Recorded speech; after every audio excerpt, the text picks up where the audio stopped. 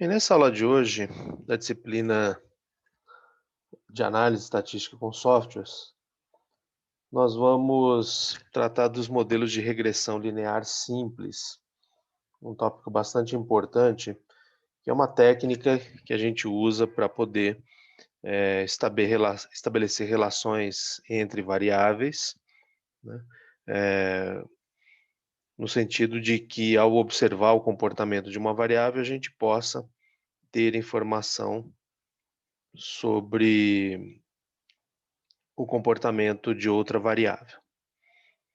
O que é bastante interessante, que é uma ferramenta bastante útil, né, porque às vezes nós, podemos com isso nos antecipar a certos aspectos relativos, né, ao comportamento, ao valor de uma variável, através da observação de uma outra, de uma outra variável cuja observação seja mais fácil ou seja mais rápida. Então, isso nos dá bastante, eh, assim, nos dá uma certa velocidade, nos dá uma certa convicção também da relação, eh, de efeito de uma variável sobre outra, né. Então, por exemplo, o a gente pode ter, né, a gente estuda a teoria econômica diz pra gente que, eh o preço, existem mercadorias que são substitutas, existem mercadorias que são complementares, né. E a gente tende a olhar muito essa questão pelo seguinte aspecto, né, a gente olha ali mais ou menos como são as mercadorias, né, e em função disso a gente consegue avaliar se elas são substitutas ou não, né. Eh, então, como por exemplo, né, margarina e manteiga, as pessoas olham para esses 2 produtos e dizem que eles são substitutos, né. Só que isso é assim, né, em tese parecem ser mesmo, mas se de fato são, depende um pouco do público consumidor que a gente estiver analisando, né. Então, por exemplo, existem pessoas que não trocam um pelo outro, né. Tem pessoas que consomem manteiga, mas não consomem margarina. E se não tiver manteiga, prefere comer, por exemplo, um pão sem só o pão do que passar margarina nele. E tem gente que só come margarina, não come manteiga por nada. Eh, então não é necessariamente qualquer público consumidor que de fato vai tratar manteiga e margarina como se fossem substitutos, né. Então pode acontecer de, por exemplo, para um determinado mercado, que ao se fazer a análise ali eh, do que aconteceu, né, com as compras com as compras, né, de manteiga, por exemplo, pode ser que, se ao considerar o preço da margarina como um preço de uma mercadoria substituta, pode ser que, através de uma análise de um modelo de regressão, a gente não encontre evidência de que o comportamento do preço da margarina seja relevante para a demanda por manteiga. Porque pode ser uma característica ali das pessoas daquela cidade, daquele bairro, que não consomem, eh não trocam, por exemplo, manteiga por margarina, tá. Embora, né, se a gente analisar a priori, ou seja, antes de ver os dados, se a gente tivesse que fazer uma aposta, naturalmente nós apostaríamos que, margarina e manteiga são 2 mercadorias substitutas, né, porque assim meio parece óbvio, né, que sejam. Porque assim, a outra opção seria, elas são complementares, o que significaria que quando alguém vai comer um pão, passa manteiga e depois passa margarina em cima da manteiga, né, o que parece um pouco estranho, né, pelo menos eu nunca vi, possivelmente vocês também nunca viram alguém que fizesse isso. Então, ou seja, não se consome margarina e manteiga juntas, né. E a terceira possibilidade é simplesmente que sejam mercadorias, bens não relacionados. Ou seja, eles não se substituem, eles não se complementam, eles simplesmente não se relacionam, né. E aí quando a gente olha a margarina e manteiga, né, então assim, eu acho que a ideia mais natural, pelo menos a priori, é olhar os como se fossem, mercadorias substitutas, né. Complementares acho difícil que alguém apostasse nisso ou acreditasse nisso, e bens não relacionados eu acho que também as pessoas não esperariam, porque acham que as pessoas, compram um ou outro, por causa de preço, né, ou seja, tem mais a ideia de substituição é mais forte do que a de complemento ou a de não relação. Só que a hora que a gente analisa, a gente pode chegar à conclusão de que, por exemplo, as variações do preço da margarina não afetam a demanda por manteiga. E aí as mercadorias elas seriam, mercadorias não relacionadas, né. Mas quem vai poder dizer isso para a gente é somente uma análise de dados, né. A gente tem os nossos modelos para a gente poder, digamos assim, ter uma ideia inicial, poder ter um raciocínio, mas de fato a gente só vai saber através de uma verificação de dados, né, uma verificação da situação analisada. Então esse é, por exemplo, um exemplo de uso do modelo de regressão linear simples, no sentido da gente, avaliar efeitos de uma mercadoria sobre outra.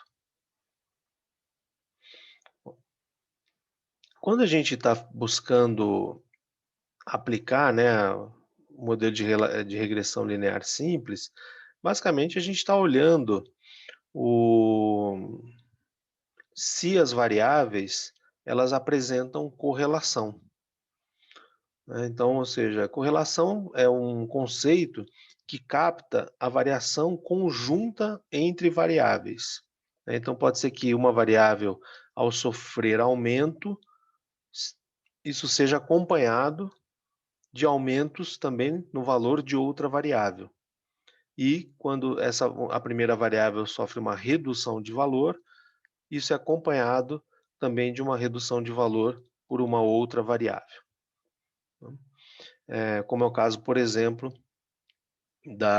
do que nós chamamos, né, de bens normais, que cuja demanda teria uma correlação positiva com a renda, né. Então se a renda aumenta, a demanda pelo bem aumenta, se a renda diminui, a demanda pelo bem diminui, né.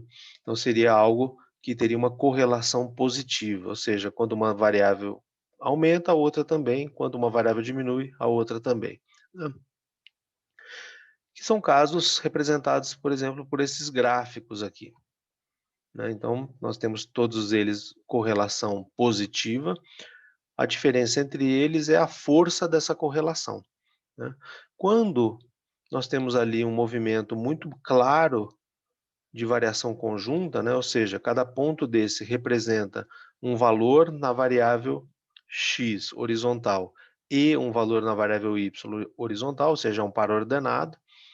Então, nós temos que, quando uma relação é forte entre as variáveis, ela vai ganhando um aspecto muito parecido com o de uma reta. Aqui seria um caso perfeito, né, em que os pontos se dispõem exatamente como uma reta, com inclinação positiva. Aqui já no caso, né, tem uma aparência de uma reta com inclinação positiva, porém os pontos não estão exatamente sobre a reta, né. Eles se dispõem ali numa maneira de inclinação positiva, só que aí você já vê que não tem você já perde um pouco aquela imagem bem nítida da reta com inclinação positiva. Bom, por isso é que a correlação ela seria positiva, seria forte, mas ela não é mais perfeita. Aqui também, nesse terceiro gráfico, o que que a gente vê, né? Então a gente pode ter correlação positiva, que seria algo parecido com uma reta com inclinação positiva. Nós podemos ter correlação negativa, que seria uma aparência mais com uma reta com inclinação negativa, ou podemos ter a situação de não correlação, a ausência de correlação, que aí os dados meio aparecem mais como for um formato de um círculo, né. Aqui, ó, né, se a gente olhar um pouco dessa perspectiva, o círculo estaria meio vazio aqui nesse pedaço, né, ele estaria um pouco vazio aqui, os dados parecem mais com um retângulo de inclinação positiva, né, então, essa aqui é uma correlação positiva, ela é mais fraca, né, porque, assim, você vê que a desconfiguração em relação à reta, ela é maior, né, então isso enfraquece a correlação. Eh,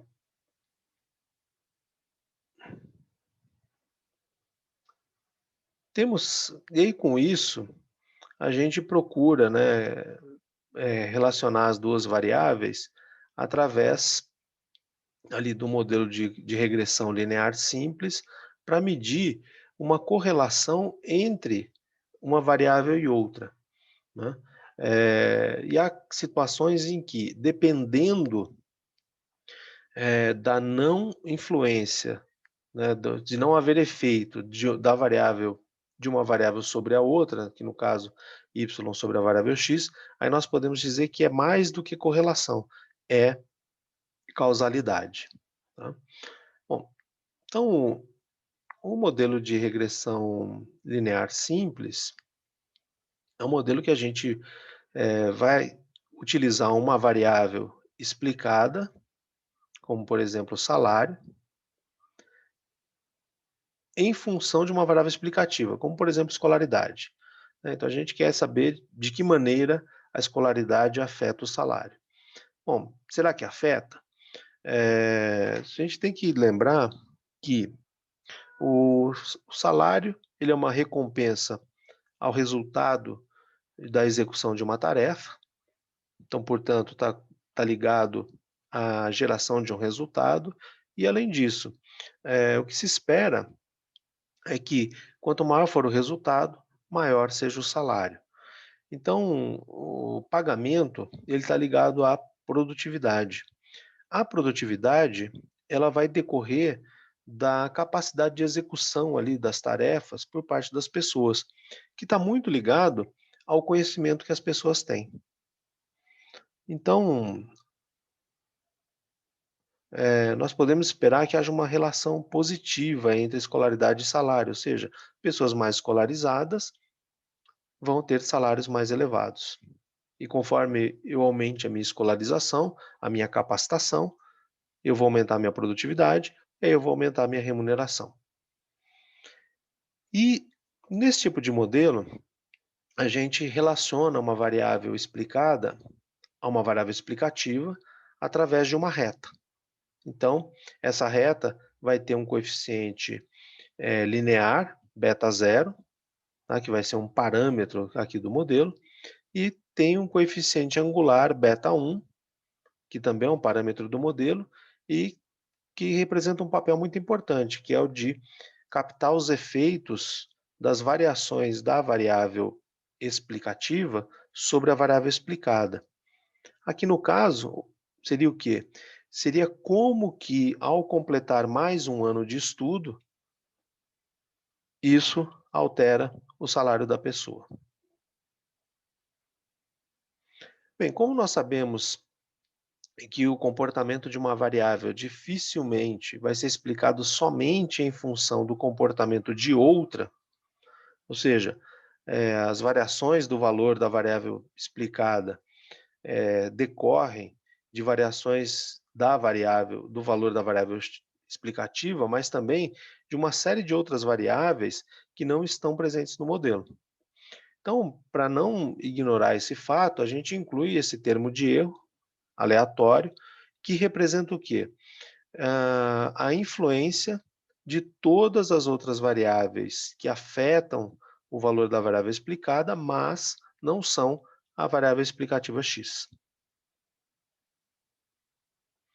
Que, por exemplo, poderiam ser, aqui no caso, né, esses aspectos listados: experiência, gênero, setor que a pessoa trabalha, tamanho da empresa, que são variáveis que podem ser medidas, né, podem ser, assim, caracterizadas pelo menos, e até outras que não podem, como é o caso da pessoa ter mais talento ou não para a execução de uma certa tarefa, a dedicação empenhada pela pessoa, né. que a gente sabe que são fatores, quer dizer, a gente sabe não, a gente pelo menos supõe que sejam fatores que afetem o comportamento da variável explicada. Aqui no caso do exemplo, né, devido às pesquisas já existentes sobre esse tema, sabe-se que, sim, escolaridade tem influência, experiência, o gênero, etnia, setor, tamanho da empresa. Agora, essas duas aqui, talento e dedicação, não tem como avaliar, porque não tem como medir isso, ou pelo menos não tem como medir de uma maneira clara, né? Alguém até poderia, sim, fazer uma escala, né, mas não é algo tão claro quanto, por exemplo, saber que para um mesmo tipo de cargo, né, quanto maior o tamanho da empresa, em geral, maior é a remuneração, embora para pessoas com a mesma escolaridade. Então isso é algo que, assim, pode ser verificado, né, é visto diferente do efeito do talento e da dedicação. Então, no modelo de regressão linear simples, né, colocando ele em variações, então nós vamos ter, né, que as variações na variável y são iguais às variações em beta 0, mais as variações no outro termo, beta 1x, mais as variações no erro aleatório. Bom, como o beta 0 é constante, então essa variação é zero. Aqui nós teríamos uma variação de um produto, então seria a variação de beta 1 vezes x, só que aí variação de beta 1, por beta 1 ser um parâmetro, então a variação de beta 1 é zero. Só que nós teríamos um outro termo, que seria o quê? Beta 1 vezes as variações de x. Então ficaríamos com beta 1 vezes delta x, e mais as variações no erro aleatório, que na verdade significa o quê? As variações no valor das outras variáveis que influenciam a variável explicada y. Se a gente supuser que as variações no erro aleatório são iguais a zero, então, né, nós ficaremos que as variações da variável explicada são iguais a beta 1 vezes as variações da variável explicativa. E por isso, né, a gente passa Δx dividindo para o outro lado, nós vamos ter justamente que aquele parâmetro beta 1 do modelo, que é a inclinação da reta, vai justamente medir o quê? Quanto que eu tenho de variação no valor da variável y por unidade de variação da variável x explicativa.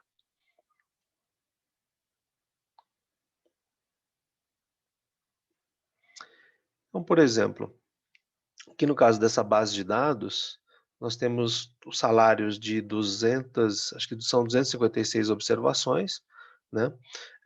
E que essas 256 pessoas, elas estão distintas somente por uma variável, que é o salário. Então, cada ponto desse representa o salário de uma pessoa em termos horário.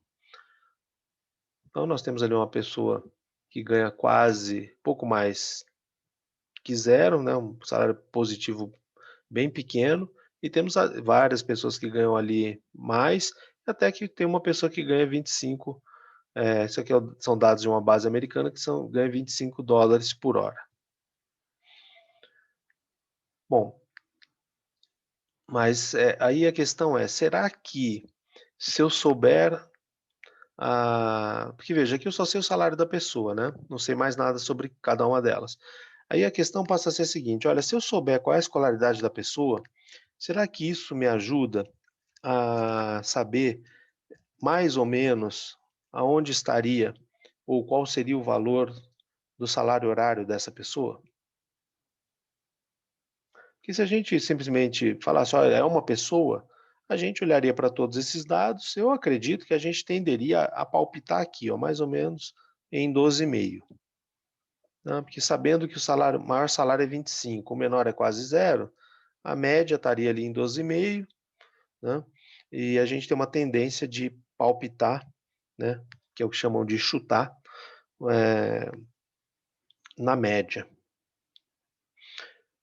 Agora, né, então acho que seria mais ou menos assim. Só que é, é um grau de imprecisão ainda bastante elevado, né? Porque, veja, O salário da pessoa pode, de fato, ser bem mais baixo que 12,5, pode ser bem mais alto que 12,5, né? Pode ser o dobro, né? Ou quase uma perda total. É muito amplo isso. Então, assim, meio difícil, né? Você fazer uma previsão sobre o salário das pessoas com base só nesses dados. Então vem a ideia de fazer o que? Ah, tá bom. E se eu observar a, a escolaridade dessas pessoas? Será que isso tornaria ali os salários de um certo grupo de pessoas que têm a mesma escolaridade um pouco mais restrito no sentido de apresentar valores em um intervalo menor?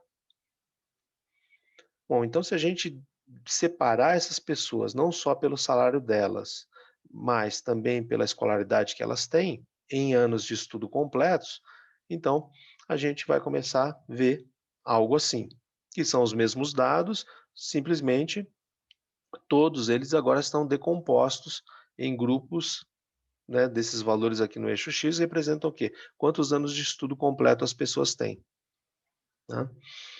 E aí a gente olhando para os dados, né, você vê que é o seguinte, né, embora a correlação não pareça ser muito forte, né, porque não tem uma imagem, os pontos não mostram uma imagem de uma reta muito clara, né, a gente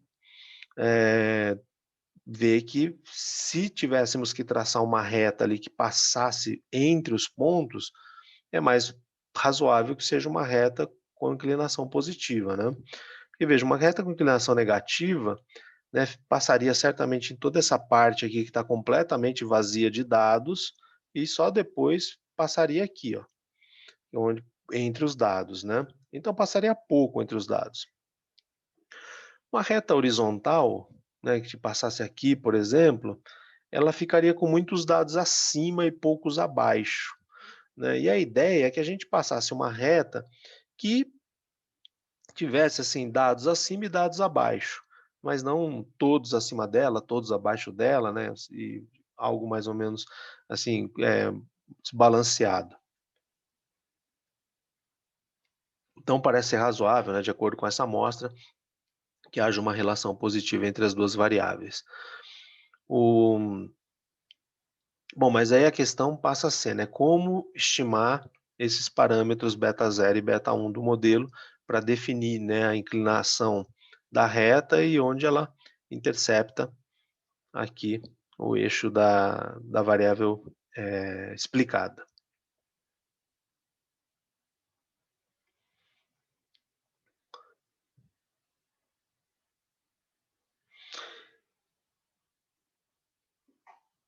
Esses parâmetros, eles vão representar o quê, né? Se a gente tomar que a variável um valor específico da variável explicada, ou seja, o valor da variável para um determinado elemento,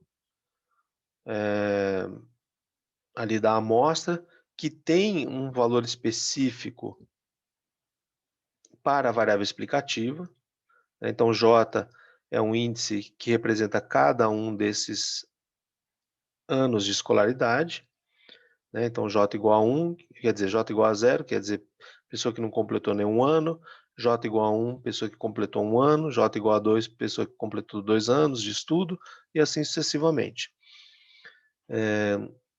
Então, se eu fizer dessa forma, eu consigo identificar, né, eu sei qual é a pessoa, porque aí a variável indica a observação, então eu sei que aquela é uma pessoa em particular da amostra, que tem uma escolaridade específica e, portanto, então vai ter ali o seu salário particular.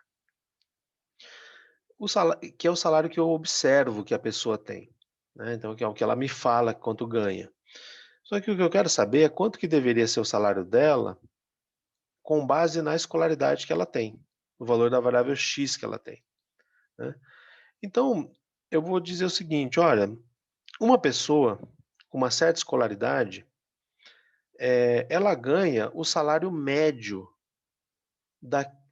das pessoas com essa mesma escolaridade, né. Então isso aqui é o quê? É o salário esperado, então, portanto, é um salário médio, condicionado a que a escolaridade da pessoa é uma em particular, como, por exemplo, 8 anos de estudo, 12 anos de estudo, 16 anos de estudo, e assim sucessivamente.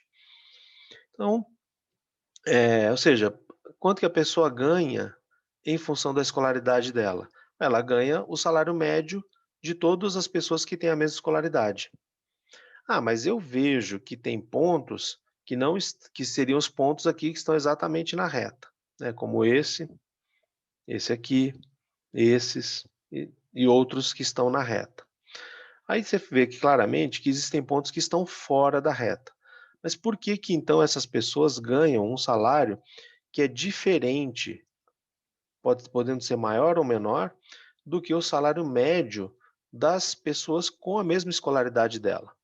Bom, isso é por causa justamente do quê? Do erro aleatório, né? Que o salário de uma pessoa não é definido somente pela escolaridade dela. Depende, por exemplo, da experiência, do setor que ela trabalha, do tamanho da empresa e outras variáveis, né? Então, o que a gente vai dizer? Que o salário observado de uma pessoa é o salário médio da categoria de escolaridade a qual ela pertence, que pode sofrer um desvio em relação a essa média por causa da influência de outras variáveis, né? Então, o que eu quero fazer, o que a gente quer fazer é conseguir transformar numa regra que permita a gente fazer o cálculo, a relação entre a escolaridade e o salário das pessoas, né?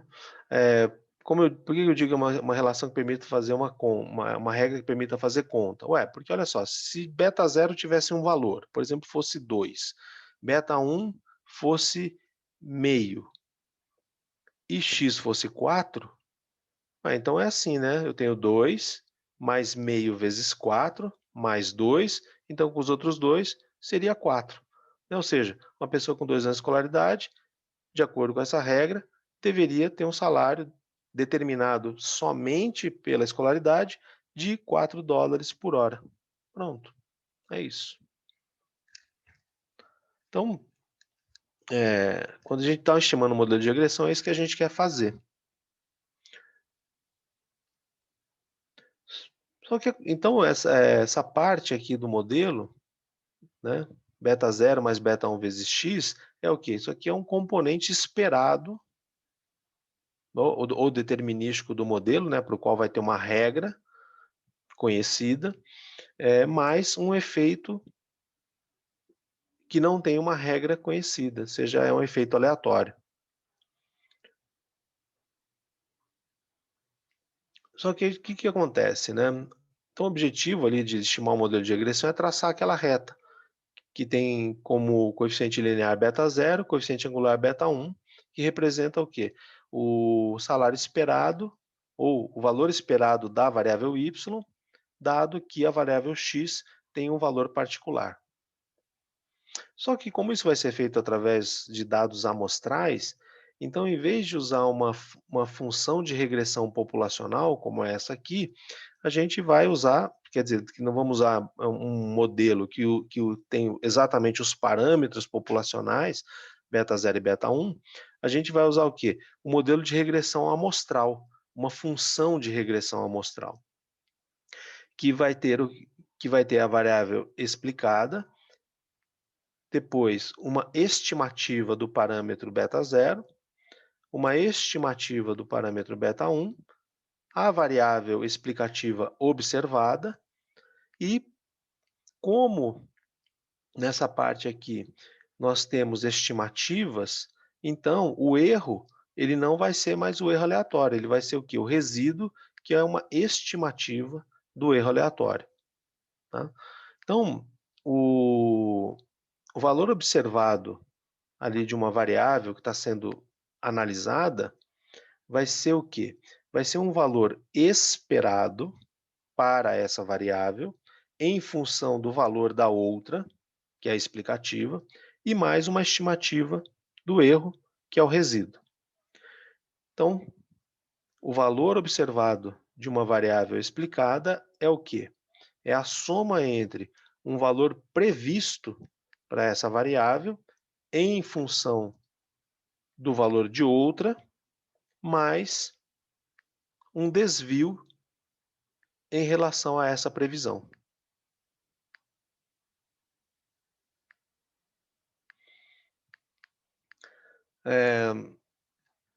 Então, basicamente, é isso que a gente está fazendo no modelo de regressão, né? Então, em vez de ter a relação entre as duas variáveis representadas por uma reta populacional, que seria a função de regressão populacional, nós vamos representar a relação através da função de regressão amostral, né? Ou seja, de uma reta amostral, que vai ser correspondente a esse modelo de regressão, perdão, a essa parte esperada ali do modelo de regressão, do ponto de vista amostral. Então, o valor observado da variável vai ser um valor esperado, previsto para ela, em função do que nós observarmos da variável explicativa, a x, e mais um resíduo, que é o quê? É um desvio que ocorre entre o valor observado e o valor previsto para a variável em função do valor da variável explicativa. Que aqui no caso do nosso gráfico seria o quê? A distância entre o valor que a variável y deveria ter em função do valor da variável x, né? Então, aqui no caso, por exemplo, vamos pegar aqui, ó, 11 anos de escolaridade. De acordo com a função de regressão amostral, o valor do salário deveria ser aqui, ó, tá ali entre 5 e 7,5, né? Tá um pouco mais perto de 7,5, então mais ou menos uns 6,5 por hora. Só que tem uma pessoa que ganha 15 por hora, né? Bom, então, assim, o que seria esperado? Que quando deveria ser o salário dela? Bom, o salário dela deveria ser 6,5. Tá, mas ela ganha 15. Por que ela ganha 15, mas não 6,5, que seria o salário esperado, dado que a escolaridade dela é de 11 anos de estudo? Ah, é porque ela também tem outras características que estão beneficiando essa pessoa em relação aos demais da categoria. Por isso que ela ganha acima. Que é o que acontece com essa aqui também. E o pessoal que está abaixo? O pessoal que está abaixo é porque eles têm outras categorias, características que também afetam o salário, mas que estão penalizando-os em relação à média. Por isso que o salário observado deles está abaixo.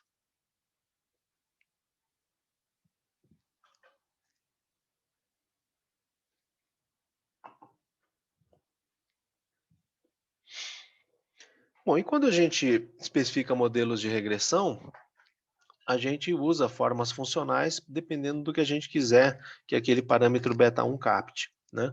Então, nós podemos ter, por exemplo, um modelo nível-nível, em que a variável explicada está em nível, explicativa também. E aí, nesse caso, que é o que eu até já mostrei anteriormente, nós vamos ter o quê? Que ΔY, as variações na variável explicada, vão ser iguais a beta1 vezes as variações da variável explicativa, né? E por consequência, se a gente passar ΔX dividindo, então beta1 vai ser o quê? ΔY sobre ΔX. E vai significar o quê? Quanto que eu tenho de variação na variável explicada y por unidade de variação da variável explicativa x. Bom, então agora vamos estimar esse modelo usando aquele arquivo do Excel que eu enviei para vocês.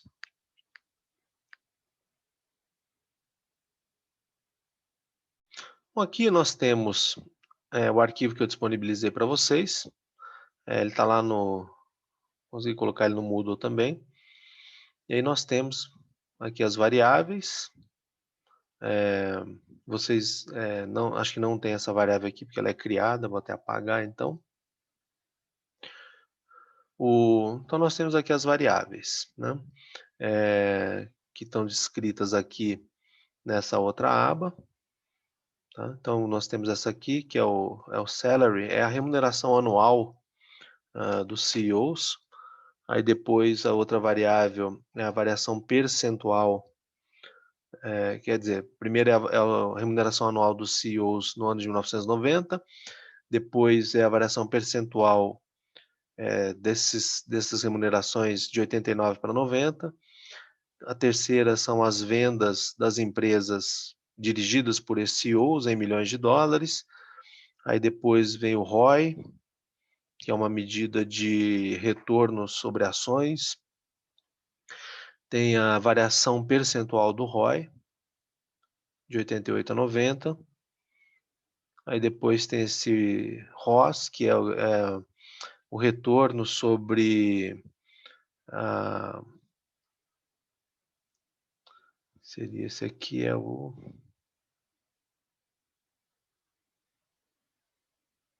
seria o retorno sobre a propriedade da empresa. Essas outras variáveis identificam que setor a qual a empresa pertence. Então temos indústria, setor financeiro, produtos de consumo e utilidades públicas e transporte. E por fim, outras duas variáveis que nada mais são do que o logaritmo natural das primeiras duas variáveis. E aí aqui no caso, o que nós queremos analisar é como que as vendas da empresa afetam a remuneração anual dos CEOs. Né? Então, basicamente, a gente vai fazer isso através de um modelo de regressão. Então, a ideia é que, né,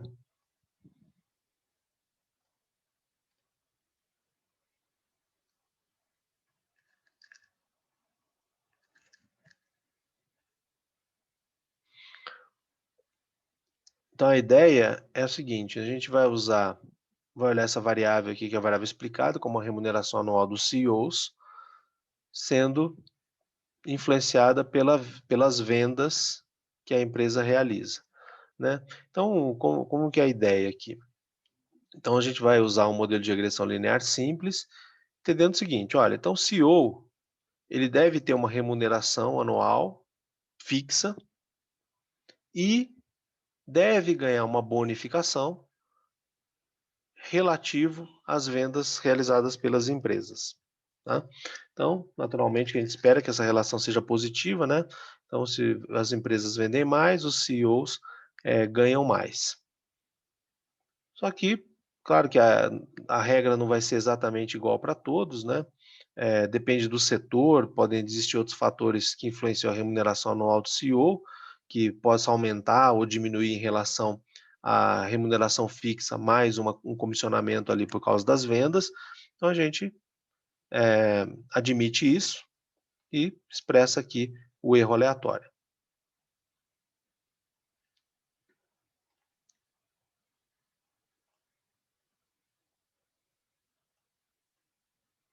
Bom, então a primeira coisa que seria interessante a gente investigar é se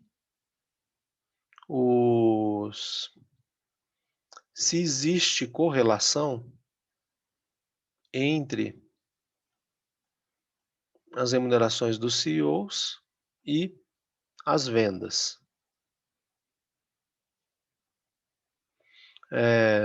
Que é o que nós vamos analisar. Só que aí aqui, para olhar um comando do Excel, a gente vai usar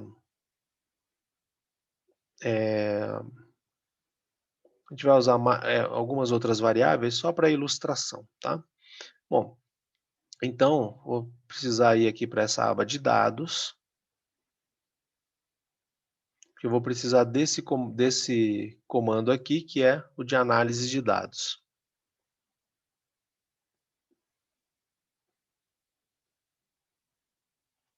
Vou apertar o análise de dados, vai abrir essa janela, e aqui eu vou usar, antes da regressão, eu vou usar o comando de correlação. É uma ferramenta já implementada no Excel que calcula a matriz de correlação entre as variáveis.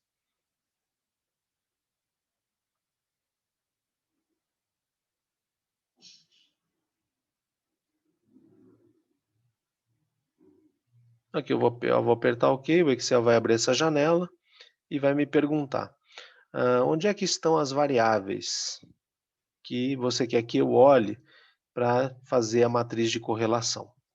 Bom, então eu venho aqui e seleciono desde A1 até o último dado. Bom, então voltando, eu vou apertar aqui análise de dados.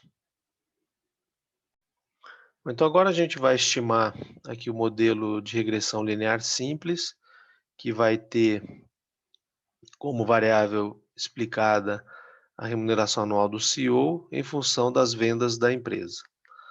Então, o que a gente vai obter ali com o Excel vão ser as estimativas de beta 0 e de beta 1, que vão permitir a gente ter a função de regressão amostral. Então, aqui no Excel, o que a gente vai fazer? A gente vai ali na aba de dados, vai pedir análise de dados e o comando de regressão. A gente aperta OK, o Excel abre essa janela.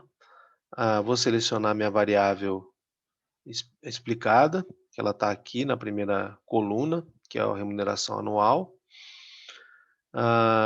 No caso da variável explicativa, que está aqui na coluna C, ou eu poderia selecionar, como eu fiz para a variável y, ou eu também poderia digitar. Pode ser C1 até, então 2 pontos, C210. O Excel entende. Como eu peguei a linha 1, que tem o nome das variáveis, então ali são os rótulos. Aqui o nível de confiança eu vou habilitar. E o padrão é ele abrir com 95%, a gente vai usar 90%. Depois vou selecionar o intervalo de saída, sempre com aquele cuidado de, depois de apertar essa opção, lembrar que o cursor ele vem parar aqui, ó. Então, se você apertar qualquer coisa, você perde ali a seleção dos dados, vai ter que fazer de novo, né? Então, primeiro bota o cursor aqui, e aí ou clica onde você quer que saia, ou você digita ali o endereço da célula em que você quer que ocorra a saída dos resultados, tá? Então, aí, feito isso, basta apertar OK, o Excel vai dar para a gente ali o resultado da regressão. E agora eu só vou ajustar um pouco aqui a largura das colunas para ficar visível para vocês.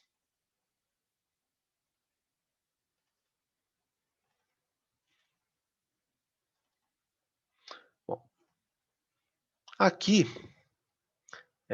nessa saída aqui, ó, o que é esse 1174? Isso aqui é a estimativa. Isso aqui é a estimativa ali do parâmetro de intersecção, estimativa de beta 0. Enquanto que aqui abaixo é a estimativa do parâmetro beta 1, que acompanha ali a variável vendas. Então deu esses valores.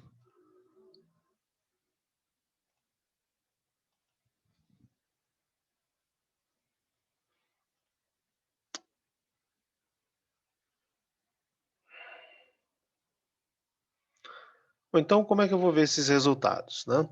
Ele é assim, eu tenho ali uma função de regressão populacional, relacionando a variável remuneração anual dos CEOs com as vendas, através desse modelo de regressão linear simples, e, além das vendas, tem o termo de erro, só que eu vou estimar através de uma amostra. Bom, então, na verdade, eu não vou estar com os valores dos parâmetros, mas sim com estimativas deles, estimativas obtidas pelo método de mínimos quadrados ordinários. Então, eu vou estar, de fato, com o modelo de regressão amostral, né? Meu modelo de regressão linear simples vai ser a função de regressão amostral, em que a variável explicada, a remuneração anual dos CEOs, vai estar tendo seu comportamento descrito em função da variável vendas anuais da empresa. E sendo especificada pela estimativa do parâmetro beta 0, do parâmetro beta 1. E aí depois o resíduo sairia como? A gente subtrairia o valor observado da remuneração do valor esperado ou do valor estimado para essa remuneração em função das vendas da empresa, né? Então a gente faz o valor observado da remuneração menos o valor esperado ou previsto ali pela função de regressão, e aí aí o resultado dessa diferença é o valor do resíduo. Então, quando a gente estimou, o que a gente obtém, na verdade, é somente essa parte aqui do modelo, né? Então a gente vai ter ali o resultado, essa parte aqui vai representar o quê? O salário, a remuneração estimada dos CEOs, que tem essa estrutura de reta, cujos valores são esses aqui, 1.174 para o beta 0, 0,016 ali para o beta 1. Né? Bom, o que isso significa?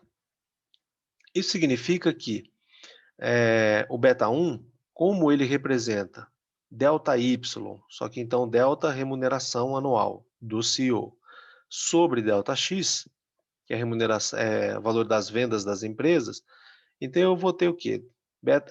Essa estimativa de beta 1, que é o 0,016, representa as variações na remuneração anual dos CEOs por unidade de variação das vendas da empresa, que é 0,016. Se eu passar esse delta sales para o outro lado da igualdade, ele passa multiplicando o 0,16. Né? Então quer dizer que as variações anuais da remuneração dos CEOs vão ser quanto? 0,016 vezes delta sales. Bom, aí eu vou pegar uma variação unitária das vendas, né? Só que aí, como vendas, a variável está medida em 1 milhão, né? Então, variação unitária, quer dizer, se eu trocar delta sales por 1, esse 1 significa 1 milhão, tá? Bom, então vai ficar assim, delta sales igual a 1, vezes 0,016, dá 0,016. Só que 0,016 o quê? 0,016 milhão de dólares. Tá? Quanto que representa isso? Então, se você multiplicar 0,016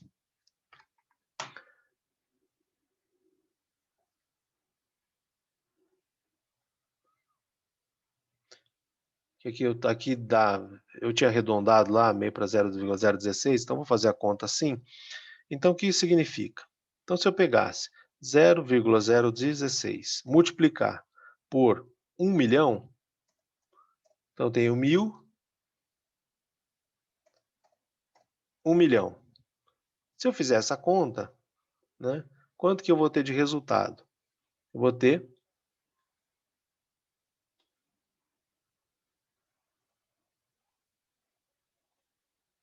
16 mil, né, que é 0,016 vezes 1 milhão, que é a variação das vendas. Bem, então, como que eu vou fazer a leitura?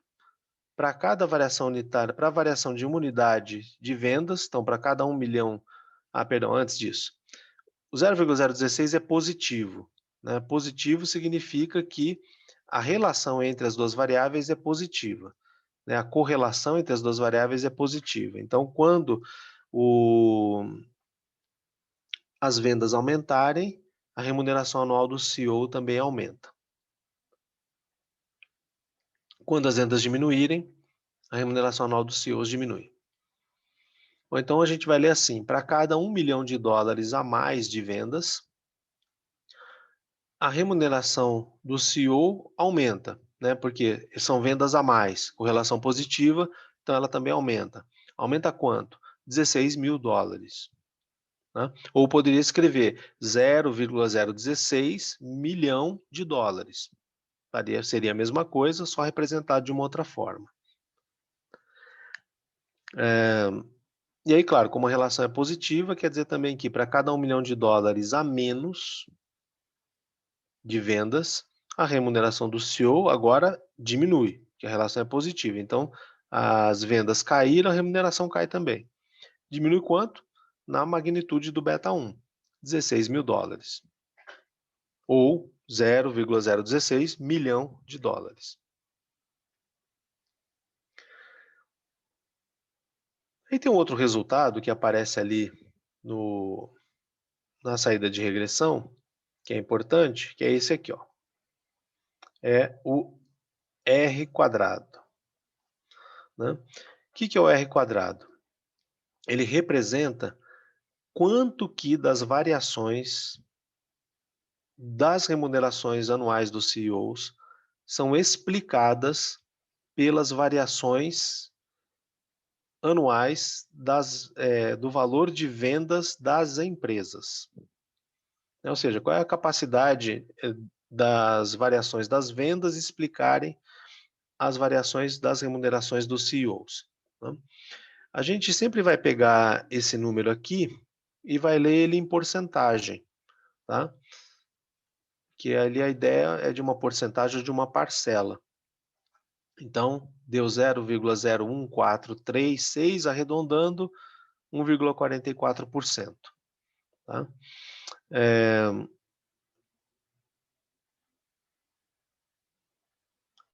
O que isso significa?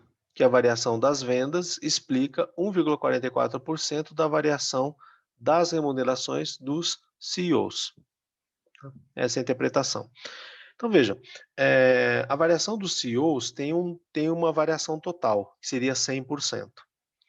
Desse 100%, apenas 1,44% é explicado pela variação das vendas das empresas. Tá?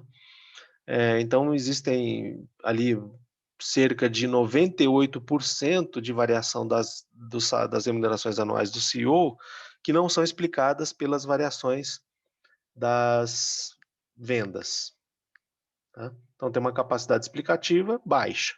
Né? Porque a capacidade explicativa varia de 0% a 100%. Como aqui no caso, né, é só 1,44%, então certamente é uma capacidade explicativa baixa. Esse coeficiente ali, que é o R quadrado, ele é chamado de coeficiente de determinação, e a função dele é justamente mostrar isso, né? Qual é a capacidade explicativa, aqui no caso do modelo simples, da variável explicativa em relação ao comportamento da variável explicada. No caso, apenas 1,44%. Só para mostrar uma coisa para vocês, é o seguinte. Quando a gente faz um coeficiente de correlação, né, e aí com dados amostrais, a gente representa assim, a gente representa pela letra minúscula R, tá? E seria o coeficiente de correlação amostral entre quem? Aqui no caso seria entre a remuneração anual do CEO e as vendas. Tá? Qual é o valor do coeficiente de correlação amostral entre essas duas variáveis? É esse aqui, ó. Remuneração do CEO, vendas. Então, só vou pegar aquele valor. Então, isso aqui é o R. Aí aqui, ó, eu vou fazer o R elevado ao quadrado. Então, vai ser esse valor. Aí põe lá o circunflexo, 2, vai ficar ao quadrado.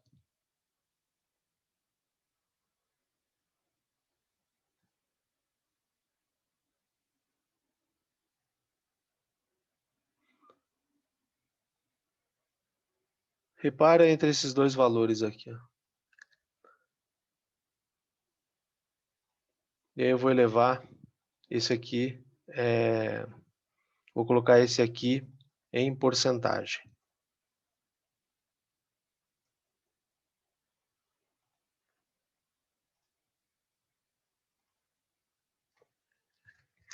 Por que ele é simbolizado como R ao quadrado?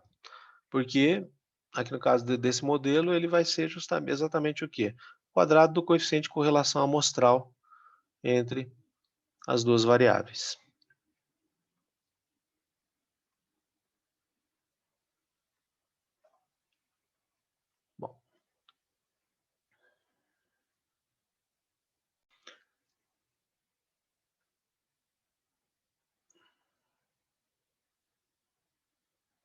Mas além dessa especificação da nível, tem a especificação que aqui vai ser mais interessante, a log nível, em que vou colocar a variável explicada em logaritmo, a variável explicativa no seu nível de medida. Tá? E aí, nesse caso, eu vou ter o quê? Que as variações percentuais na variável explicada vão ser iguais a quanto?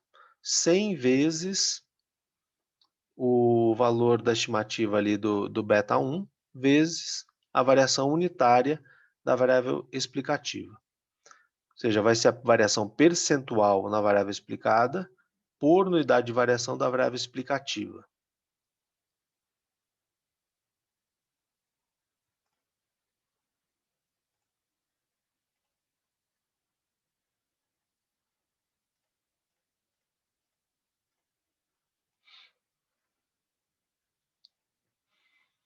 Então, é muito comum o uso de logaritmos em modelos de regressão, porque com isso a gente elimina um efeito ali da unidade de medida. E também a gente elimina um aspecto aqui desse próprio modelo.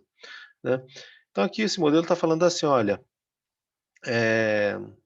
perdão, esse termo aqui, a estimativa do beta 1, está falando assim para a gente, né? Que é a informação que nós temos por causa do tipo de modelo. Para cada $1 milhão a mais de vendas, a remuneração do CEO aumenta $16 mil. Tá bom. Só que assim, a gente concorda que, por exemplo, uma empresa que vende 10 milhões por ano, ter um aumento de 1 milhão nas vendas significa 10% de aumento nas vendas. Enquanto que, para uma empresa que vende 100 milhões de dólares ao ano, vender $1 milhão a mais representa apenas 1% a mais de vendas. Né? Então, assim, me parece ser muito mais fácil vender 1 milhão a mais para uma empresa que já vende 100 milhões do que para uma empresa que vende 10. Me parece assim, ser um esforço de crescimento bem mais fácil para uma empresa que vende 100 milhões do que para uma empresa que vende 10 milhões. E naturalmente, né, o que eu imagino é que assim, se essas duas empresas vendessem 1 milhão a mais, digamos, um prêmio ali para o CEO deveria ser maior para aquele que é da empresa de 10 milhões. Por quê? Porque significou um esforço muito maior para a própria empresa do que para a empresa que já vende 100 milhões. Né? Só que esse modelo aqui, ele está dizendo que, olha, não importa o quanto que esse 1 milhão a mais representa sobre as vendas já realizadas pela empresa, a remuneração vai ser, o acréscimo de remuneração vai ser sempre de $16 mil. Né? Aí se a gente achar que isso não está muito bom, então a gente pode fazer o quê? A gente pode usar então o modelo log nível, que vai mostrar o quê? Olha, quanto que uma unidade de variação na variável x impacta em termos de crescimento da variável y que é explicada. Tá? Que vai ser a semi-elasticidade da variável y em relação à variável x. Agora eu vou voltar lá para o arquivo do Excel. Então, primeira coisa, vamos ver como é que faz o cálculo do logaritmo. Aqui na base de dados, né, eu sei que já está calculado, mas eu vou só calcular de novo, tá? Só para vocês verem como é que faz. No caso, sempre que eu quiser o logaritmo de uma variável, o Excel já tem funções prontas, né? Então eu faço assim, ó, eu posso usar, se for logaritmo natural, eu vou usar ln, aperto aqui, aí o Excel vai perguntar para mim, você quer ln de qual número? Bom, então eu quero o ln desse aqui, ó, que é o ln ali do salary. Aí você aperta OK, né? Se quiser fechar o parênteses também pode, você aperta, pronto, está calculado.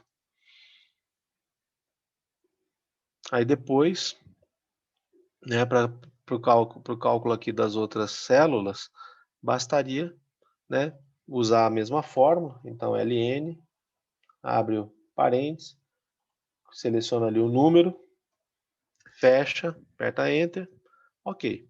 Né? Depois, né, por questão de facilidade, você poderia simplesmente arrastar a fórmula aqui para baixo. Tá? Então, repara, ó, que a hora que eu arrastar, você vai ver que a imagem não vai mudar, ela vai ficar escura, né? Mas você não vai perceber mudança nos números. Tá vendo? Mostrando que, de fato, o que foi calculado aqui, já apresentado na base de dados, é um cálculo do logaritmo natural desses valores aqui.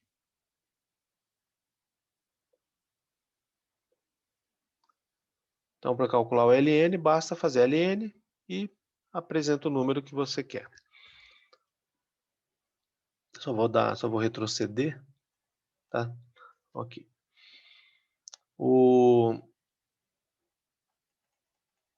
Agora vamos aqui de novo para a regressão.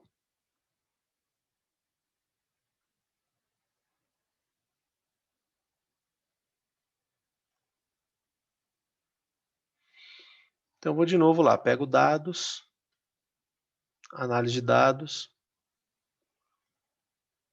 regressão. Aí aperto OK. Só que agora, o meu modelo não é mais esse. Agora eu vou usar um outro modelo, que vai ser o log nível, que vai ser o modelo em que eu vou ter o logaritmo natural da remuneração anual dos CEOs. Ah, não, peraí. Logaritmo natural da remuneração anual dos CEOs em relação das vendas das empresas.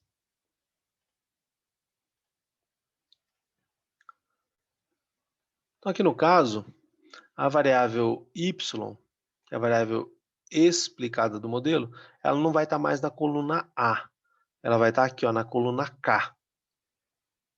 Tá? Então, nós precisamos trocar essa referência aqui dos dados. Porque repara que como a gente já tinha calculado ali a regressão, a janela ela volta quando a gente abre já com as últimas informações. Né? Então, aqui você pode fazer a inclusão da variável y desse modelo de várias formas. Você pode selecionar, né? Coloca aqui em cima e seleciona a variável logaritmo ali dos salários, tá? Ou você pode fazer isso aqui também, que é o que eu vou fazer. Eu vou apagar o A e vou colocar um K no lugar, e aqui também, tá? Só que aí tem que ser sempre com o cursor, você não pode ficar usando setas aqui, porque senão ele mexe na seleção. Tá? Ou então você seleciona, né? Bota tudo aqui, vem aqui, ó, K, do começo até o fim. Pronto, vai dar certo também. A variável explicativa é a mesma, vendas, então essa seleção aqui não precisa fazer nada, estamos selecionando rótulos, deixa aqui igual a 90, ok? Agora só a saída. A saída, se a gente deixar em N10, vai sobrepor a outra regressão, então eu não quero isso, tá? Então troca o 10 ali, troca por 31, tá? Que é onde mais ou menos acho que tá bom ali, 3 linhas abaixo, N31. Aí é só apertar OK.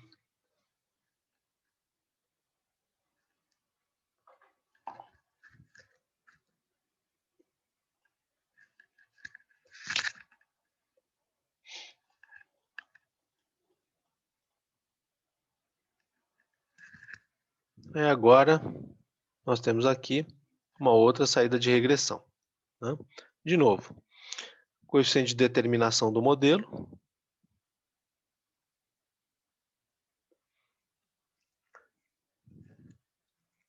Então, a gente vê aqui o quê? Que o modelo, né, perdão, a variável explicativa, que é a venda das empresas, explica cerca de 7,9% das variações do logaritmo dos salários das remunerações anuais dos CEOs.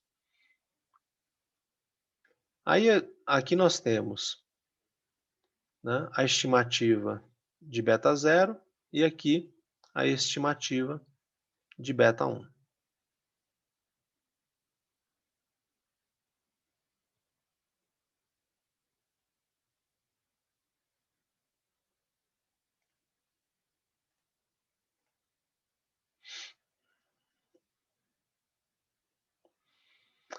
Então, a estimativa do beta 0, 6,847, do beta 1, 0,000015.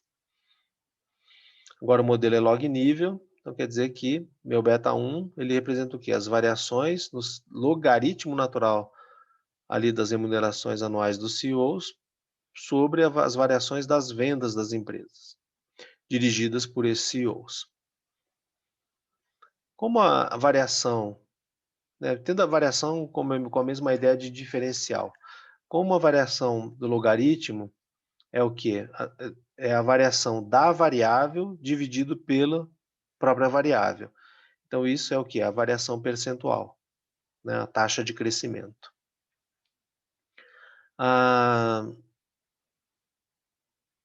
E sempre o quê? A variação percentual da remuneração anual dos CEOs por unidade de variação das vendas. Tá? Okay. Só que aí, assim, como agora o modelo é log nível, a gente vai pegar o beta 1 e vai multiplicar por 100 e ler em porcentagem. Tá? Bom, então, como o beta 1 representa quanto que eu tenho de variação percentual na remuneração anual dos CEOs por unidade de variação das vendas, e as vendas são medidas em $1 milhão, então, para cada $1 milhão a mais de vendas, a remuneração do CEO aumenta, porque é positivo, então a relação é positiva, aumenta 0,0015%. E para cada $1 milhão a menos de vendas, a remuneração do CEO diminui 0,015%. Tá? Então, assim que a gente lê modelo log nível. O coeficiente de determinação nós já vimos, né?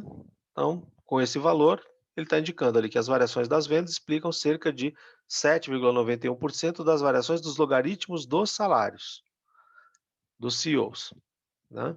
Ou das variações percentuais dos salários dos CEOs. Tem que ter bastante cuidado aqui, porque nesse modelo a variável é um logaritmo de outra. Tá? Então, não é uma leitura correta dizer as variações nas vendas explicam 7,91% das variações dos salários dos CEOs, tá? Porque a variável desse modelo, a variável explicada desse modelo, não são os salários, são os logaritmos naturais dos salários.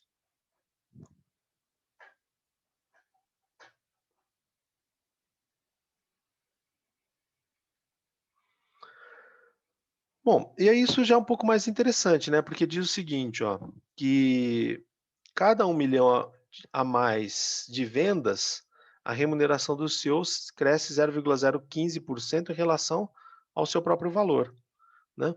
Então, aqui no caso, a taxa de crescimento vai ser constante para todos, de acordo, né, com a estimativa, mas o aumento na remuneração vai ser diferente.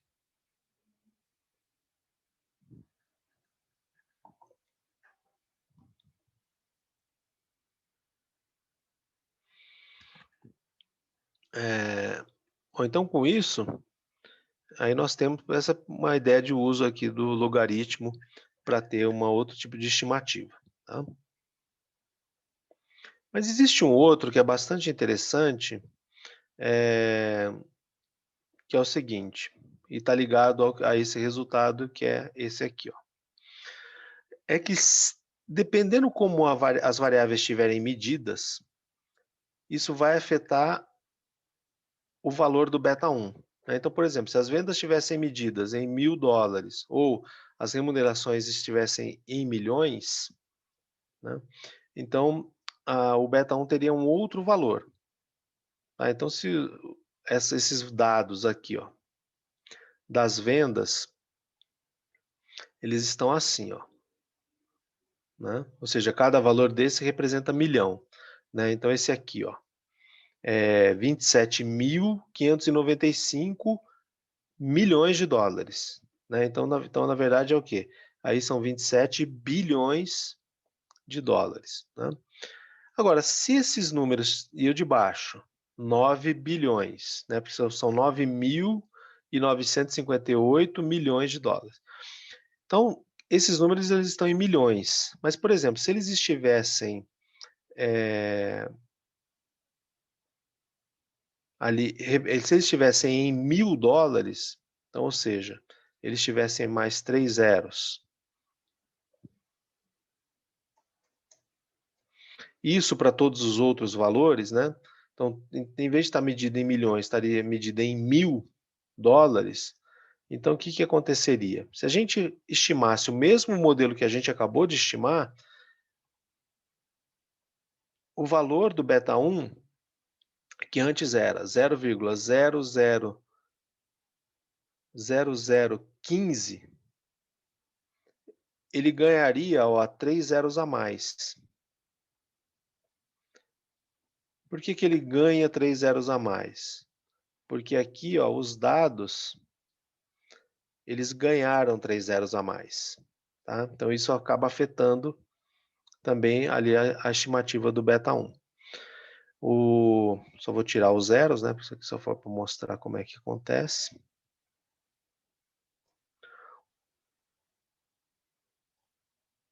Então, para evitar esse tipo de característica, né? E a gente tem que se preocupar ali com as unidades de medida. Então, existe o que? A adoção de uma terceira especificação, que é o modelo log-log. Variável explicada em log e a explicativa também, as duas em logaritmo natural. Porque isso vai representar o quê? As variações percentuais na variável explicada vão ser iguais a beta 1 vezes as variações percentuais na variável explicativa. Ou seja, o beta 1 vai representar a variação percentual na variável explicada y por unidade de variação percentual na variável explicativa x. Ou seja, vai representar a elasticidade da variável y em relação à variável x. Que a elasticidade é isso, é uma relação entre duas variações percentuais de variáveis. E o interessante é que, como está em variação percentual, a gente não precisa se preocupar com a escala de medida. Porque quando a gente passa para percentual, a gente elimina a escala de medida. Então, a gente não tem que se preocupar com isso.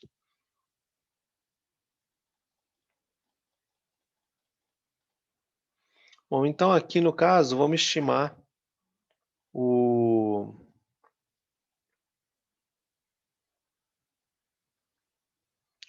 modelo log-log, que vai ser o modelo que vai ter a remuneração anual do CEO em logaritmo natural e as vendas também em logaritmo natural. Por isso que ele é chamado modelo log-log, modelo log-log.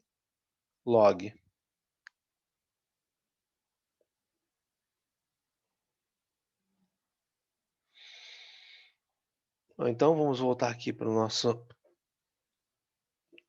Excel. Então, eu já vou deixar aqui selecionado na célula N52. Tá? Já vou deixar o cursor aqui. E aí vou pedir para fazer uma outra regressão. Então, vem aqui em dados, análise de dados. Vou pedir a regressão.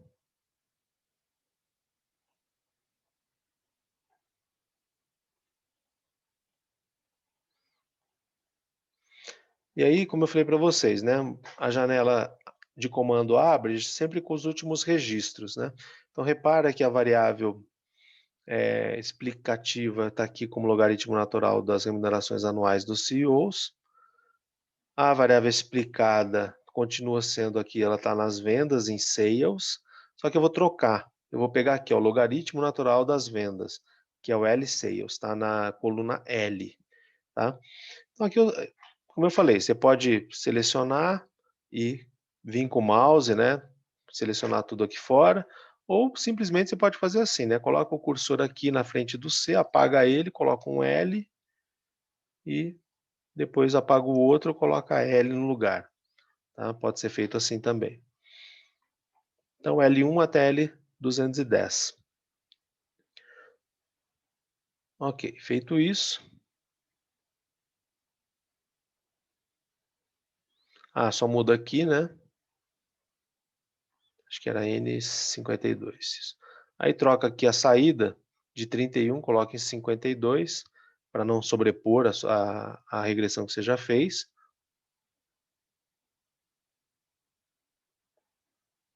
Aí dá OK.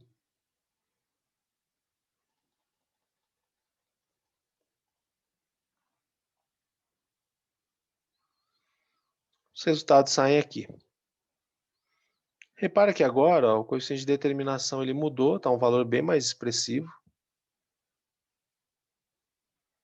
Então significa o quê? Que o logaritmo natural das vendas explica cerca de 21%, não, perdão, as variações no logaritmo natural das vendas explica cerca de 21% das variações do logaritmo natural das remunerações anuais dos CEOs. Aqui, estimativa de beta 1, estimativa de beta 0.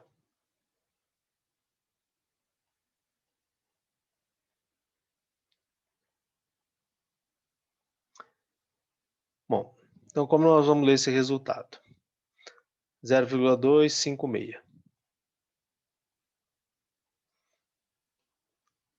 Arredondado ali, né? Então, as estimativas do modelo vão ser 4,822 ali para o beta 0, 0,257 para o beta 1.